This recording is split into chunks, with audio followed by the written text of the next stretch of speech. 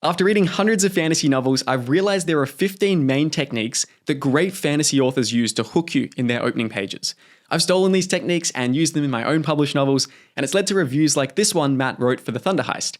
Right from the beginning, it is high-paced and engaging from start to finish, which makes it extremely hard to put down. Today, I'm going to break down these 15 hook frameworks so that you can write an opening that immediately captures your readers and gets them invested in your characters and your world. So let's start with the 5 character hooks. First of all, you have sympathy. So with this hook, your character has been unjustly punished by the world and they're in some kind of bad situation. As a result, we feel like they're an underdog. We feel like they're deserving of our kind of care in many ways. And a great example of this is Harry Potter, right? He grows up in an abusive household. He's an orphan. He doesn't have any parents to love him. The Dursley family, they're just absolutely horrible and mean to him all the time. As a result, we feel a tremendous amount of sympathy to him in those early few chapters. And then when he finally starts getting some wins later on in the story, like going to Hogwarts, becoming friends with Ron and Hermione, and joining the Quidditch team, we celebrate those wins so much more because of how sympathetic we felt to him at the very start of the story. Another great example is Sandan Glocka from The Blade Itself by Joe Abercrombie. So Sandan Glocka used to be a champion swordsman, but when we first meet him in the story, he's a cripple who experiences horrible pain just trying to climb up a set of stairs. And the way that Abercrombie writes about that pain is done so viscerally that when he finally gets to the top of the stairs, you're just so on his side and you're feeling so sorry for this poor guy. Then when he goes into a room and begins torturing someone because he's an inquisitor, you actually weirdly feel on his side, even though he's doing horrible things. And it's all because Joe first hooked us with sympathy towards this character. The next hook is skill. So this is basically when you show your character being really proficient or the master of their craft. It could be a magical skill. It could even be like a physical skill. Maybe there's some really talented blacksmiths or swordsmen or something else like that. And they could also even be in the pursuit of mastery as well. They don't necessarily have to be perfect at their craft. They just have to be really competent at a skill that we find interesting to follow along with. And that's really the essence of this hook. It is so exciting to watch someone being competent at something. There's kind of a vicarious thrill that comes from it, right?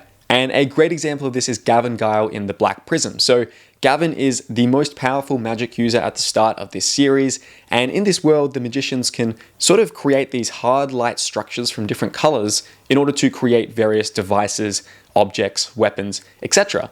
And early on in the story, we see Gavin using this power to create this skimmer device, which is a kind of boat that almost flies across the waves of the sea of this world. And it is so vicariously exciting to watch him push the magic into a direction that has never been done before and to just come up with this really creative solution for his magical powers. The third character hook is personality. So this is where your character has some kind of unique voice. Maybe they have a really cutting wit. They're really funny to read or to hear their dialogue or even just to see how they react to things. Maybe they even have a very special way of processing the world around them that's different from how most other characters in this situation would do it. A fantastic example is Locke Lamora in The Lies of Locke Lamora. There's this great description in the prologue that accurately conveys this quite well. And it's interesting because this description actually comes before we physically meet Locke. So it kind of sets him up in our mind as someone who is pretty special and has a very distinctive personality. I've got kids that enjoy stealing. I've got kids that don't think about stealing one way or the other. And I've got kids that just tolerate stealing because they know they've got nothing else to do. But nobody, and I mean nobody, has ever been hungry for it like this boy. If he had a bloody gash across his throat and a physician was trying to sew it up, Lamora would steal the needle and thread and die laughing. He steals too much. So this is a pretty distinctive introduction of Locke's personality. It shows how obsessive he is about stealing and thieving, shows how kind of integrated into his personality it is. The fact that like, even if he was getting sewn up, he would steal the needle and thread and die laughing. So I think this is a brilliant description for immediately hooking us on Locke's personality here. The next character-based hook is progression. So this is where you basically promise that your character is going to get better over the course of the story.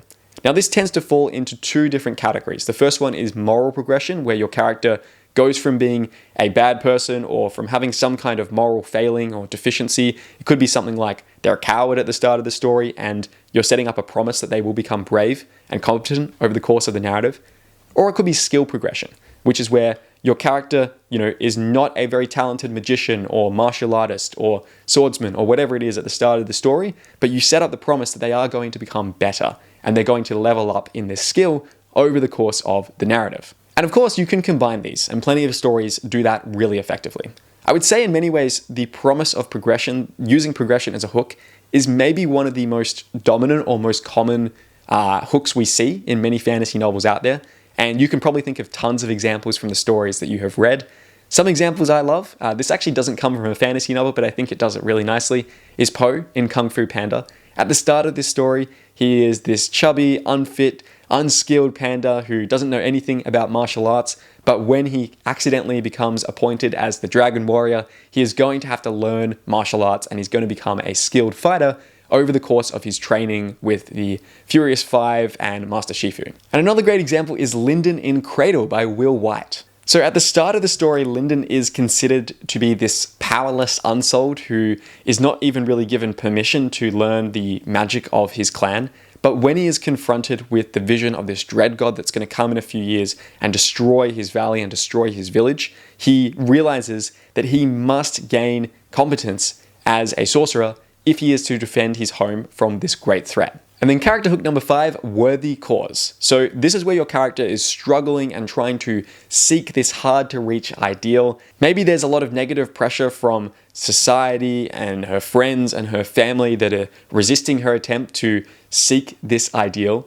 And what you should be knowing with this one is that the more opposition you can give against the character's worthy cause, the better the hook is going to feel. And the more compelling it is and the more suspense and stakes you're going to experience as a reader throughout the story. To give you some examples of this character hook in action, we've got in Legends and Lattes by Travis Baldree, Viv, who is a barbarian orc adventurer, gives up on her adventuring life to create the first coffee shop in this little medieval village. And she faces a lot of opposition and skepticism from the townspeople towards this, but we get the sense that this is a very passionate cause for her, and it feels like a very worthy cause for her to try to build this thing and to grow that sense of community around this very first coffee shop in this fantasy setting.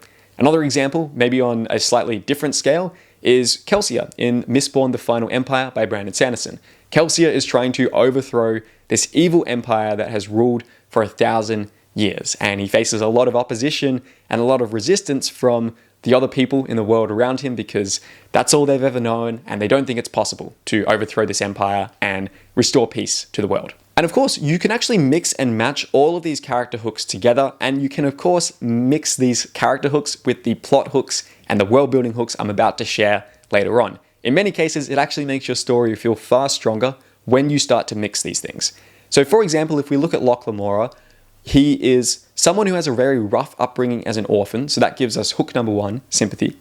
But he's also a very talented thief who comes up with all these clever ruses and cons to steal things from other people. And it's really fun to watch him work like this. So that's hook number 2, skill. He also has this very cheeky, witty, charming, and quite irreverent voice. There's a lot of funny dialogue from him, a lot of great banter between him and the other members of his thieving crew throughout the story. So that's hook number 3, personality. And he's also in the backstory sections of The Lies of Locke Lamora because it sort of goes between present time frames and then when Locke was a child kind of growing up and being an apprentice to this older con man who trains him. We see hook number 4, which is progression. We see a sort of training sequence throughout those flashback moments. And then lastly, in terms of the actual plot of the story, he has to get revenge against an even worse criminal. After a job goes wrong, this criminal does some unscrupulous things and Locke's friends are hurt, which gives us hook number 5 of a worthy cause. And that's the thing with a worthy cause. It doesn't mean that your character is out there saving puppies or doing charity work or something like that. They could be doing those things. But often, you can actually have a character who's doing kind of objectively bad stuff, like stealing things, being a criminal like Locke is. But if you contrast him against worse criminals, then Locke is going to feel like an absolute patron of goodness in the story. Okay, so those are our 5 character hooks. In a moment, we'll move on to our 5 plot hooks. But first, I should mention that all those character hooks we just covered will be massively enhanced the more you can understand and develop your characters. So if you're wanting to write better characters in your fantasy novel, then you should definitely check out my free 5-day character course. You can sign up using the link in the description, and I'll send you an email a day giving you the best character building exercises that I've personally learned from publishing my 4 novels and from directly teaching over 170 writers in my programs and classes. Over 3,000 writers have gone through this 5-day character course so far, and so I think you'll find it really useful as well. You can sign up for free by using the link in the description. Okay, let's move on to the 5 plot hooks. The first one is a rare event. So something that has never happened is about to unfold. It could also be something that just rarely happens. Maybe there's even, some kind of annual event. So like in our world, we have birthdays, New Year's, Christmas, other religious celebrations, etc. These are all sort of rare events that we, and sometimes anchor our sense of time to, right? Because you're looking forward to Christmas or you're looking forward to your birthday. And so it feels special when that day finally approaches. A good example of this is in The Hunger Games by Suzanne Collins. The story starts on the day of the Reaping. This is an event that only happens once per year, where 2 tributes from District 12, where our main character lives, are selected to go to the capital and take part in these death games called the Hunger Games, as reparations for a war that happened many generations ago. Here is one of the opening paragraphs from the Hunger Games that brilliantly sets up this idea. Our part of District 12, nicknamed the Seam, is usually crawling with coal miners heading out to the morning shift at this hour. Men and women with hunched shoulders, swollen knuckles, many of whom have long since stopped trying to scrub the coal dust out of their broken nails and the lines of their sunken faces. But today the black cinder streets are empty. Shutters on the squat grey houses are closed. The reaping isn't until 2. May as well sleep in, if you can. I really love this opening because it introduces so many things in such a short space of time, right? It introduces the kind of downtrodden nature of the coal miners in District 12, while also establishing that something quite different and not necessarily special in the case of exciting, but special in the case of we are interested to see this as readers, with the reaping, right? The reaping is the reason why everything shut down. You could maybe try to sleep in, but you probably won't be able to because you're too nervous about this event that's about to happen. So the second plot hook is mystery. So this is pretty simple. Something strange has happened and we want the explanation. The reason why mystery is so effective is because it creates an open loop in the reader's mind, and the reader's instinct is to try and get that loop closed. Of course, most murder mystery stories and detective stories are going to use this type of opening. It's sort of in the name. And something to consider with this type of plot hook is that the more cognitive dissonance you can create, the stronger the mystery will be. So what I mean by that is that if you open your fantasy novel and someone has been murdered, there's a certain mystery and suspense that is created through that. But if you open your fantasy novel and someone has been murdered inside a locked room that can only be locked from the inside, there's so much more cognitive dissonance now because you're wondering, how could this possibly happen? How could someone actually kill this guy even though they're in a room that no one should be able to enter and no one has entered since the murder? More cognitive dissonance means more suspense. An example of a fantasy novel that starts with a good mystery opening is The Night Circus by Erin Morgenstern.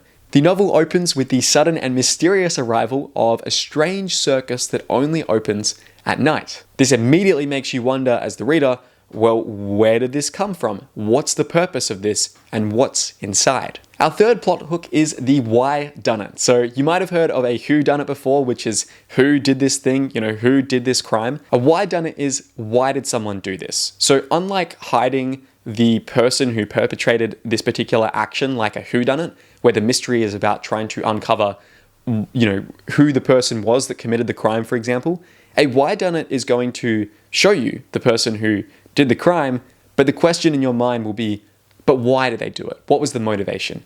And getting to the core of that motivation is the driving force behind the story. In many cases, why-dunnits will begin with an in media res style of opening, which is Latin for in the middle of things. And you'll typically see this in prologues that start kind of in the middle of some dramatic sequence and then flash back to explain how we got to this point. And perhaps most of the story will actually be us trying to reach this point that we see in the prologue, which might not come up again until the ending or the climax of the entire novel. So in those type of openings, the suspense is not so much in how will this end, because we know how it's going to end in the prologue, although of course many authors will use that supposed certainty that you have as a reader to give you a different ending to what you were expecting.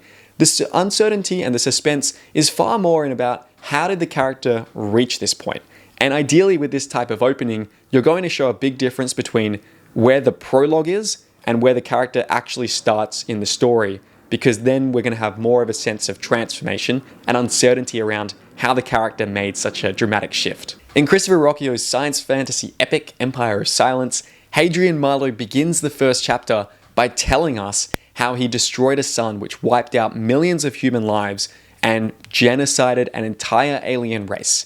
And then the story flashes back 1,500 years before that moment, and he promises to basically explain the story of his life and how he arrived at this point. This creates huge suspense for us as the reader. How did this child get to the point where he committed genocide against the alien race that we see him having a lot of interest and respect for early on in the novel? He even tries to learn their language in the first couple of chapters. Our fourth plot hook is conflict. So this is pretty simple. Your character wants something, there's obstacles resisting them, and in many ways this is probably the most common hook, and almost every fantasy first chapter probably is going to have some level of conflict embedded into them. Again, that's what I was saying before. All of these hooks can be combined and mixed and matched with each other. Now, while conflict is very important, it is essential that you prevent yourself from beginning your fantasy novel with bad conflict. So what exactly do I mean by that? Well, it's rare that the conflict itself is enough to excite readers. Unlike in a movie where the pure visuals and the pure kinetic excitement of an action sequence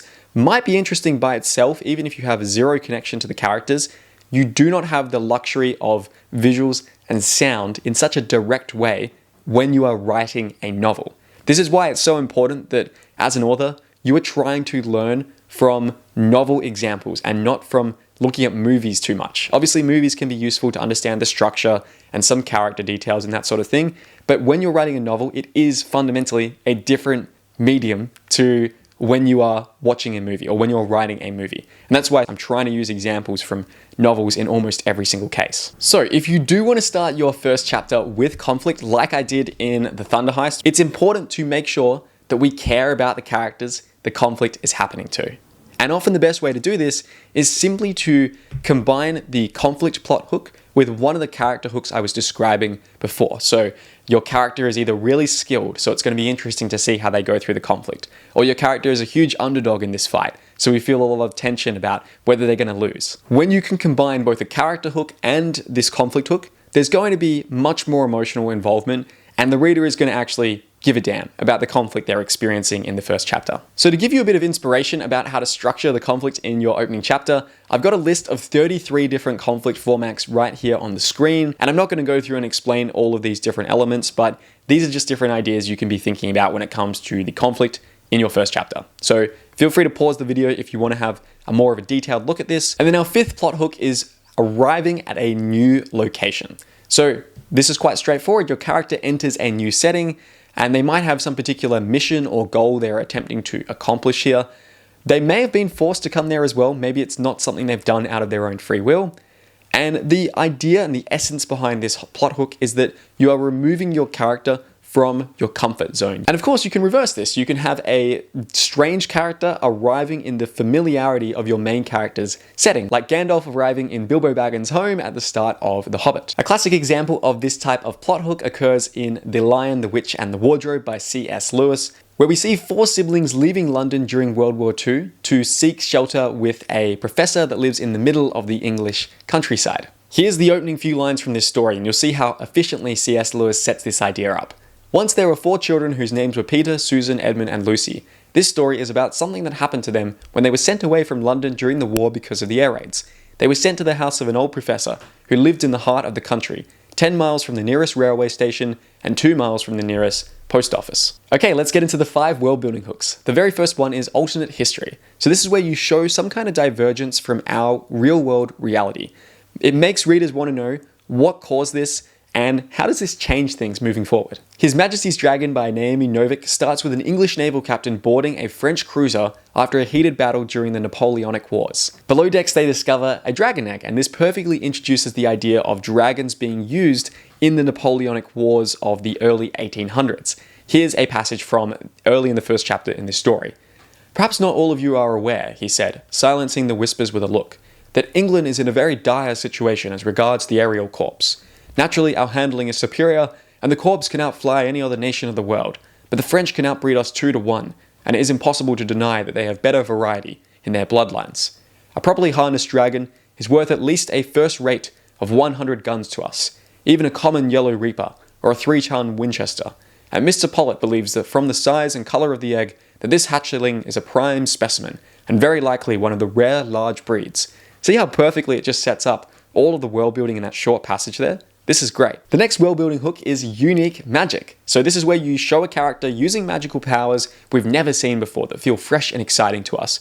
Or you can have a character using familiar powers that the reader might have seen before, but they're used in an unexpected or new way. The Paper Magician by Charlie Ann Holmberg opens with Sienna Twill being apprenticed to a paper magician against her wishes. And then we learn how these magicians animate paper constructs in this alternate version of London. So it's actually using the alternate history hook as well as the unique magic hook here. Take a look at this opening passage. For the past 5 years, Sienna had wanted to be a smelter. However, while most graduates of the Tejas Craft School for the magically inclined got to choose what material they dedicated their craft to, Sienna had been assigned. Not enough folders, magician Avioski had explained in her office. Less than a week had passed since Sienna had heard this, and she still felt the tears that had stung the back of her eyes. So a little bit of the sympathy hook here as well, the fact that she hasn't gotten what she wants. Paper is a wonderful medium, magician Avioski had continued, and one that's lost credit in recent years. With only 12 acting magicians left in that discipline, we have no choice but to direct a portion of our apprentices that way. I'm sorry. Our third world building hook is to show a strange society. So you're showing a society with norms that are very different from the ones that we are used to. Maybe it has different beliefs, practices, a different social structure. The family dynamics are a little strange compared to what we're used to. The education system is structured differently. The economics are unique. The concept of time even could be something that is sort of radically reimagined. And the art and aesthetics could be totally different. And so could the governments. So you get the idea that's just a small fraction of the ways in which you could show a society being quite diverged from the one that we have. An example of this is Red Rising by Pierce Brown, which begins by establishing that humans live on Mars and there is this kind of strange color-coded caste system that dictates the roles that people do and the status they have within their society. Our next world building hook is unusual world building. So this is where you show something that is unique about the world building in your story. For example, in Senlin Ascends by Josiah Bancroft, it opens with Thomas Senlin and his new wife, Maria, arriving at the Tower of Babel for their honeymoon. The tower is a massive structure, full of mysteries, rich cultures, and architectural marvels. Senlin himself reflects on how climbing the Tower of Babel, even if only a little way, was his greatest ambition and he was quite excited. And then our last world building hook I'm going to cover in this video is genre blending. So this is where you combine different genres in a unique and fresh way. And the essence here is you want to make readers feel curious and excited about how these different ideas are going to collide. So in Gideon the Ninth by Tamsin Muir, the story immediately introduces this really strange blend of space opera, sort of science fiction, along with sword and sorcery fantasy, combined with these necromancers and the undead, and then just this very witty sort of Tumblr blog style of writing and voice from the main character. So once again, here's those 15 hooks that we went through. Remember, this list is just a starting framework. However, right now, I would like you to ask yourself, out of all of these different hooks here, which one do I want to be using in my opening chapter? If you've already written an opening chapter, try to identify the one you were using. If you haven't written your opening chapter yet, I want you to sort of pick one that you are definitely going to be angling towards as you go through that writing process. And the reason for this is that once you can figure out which hook you're trying to target, it will give you much more focus as you go through the writing or through the editing process. If you found that video useful, you might enjoy this one over here. Keep writing and keep striving.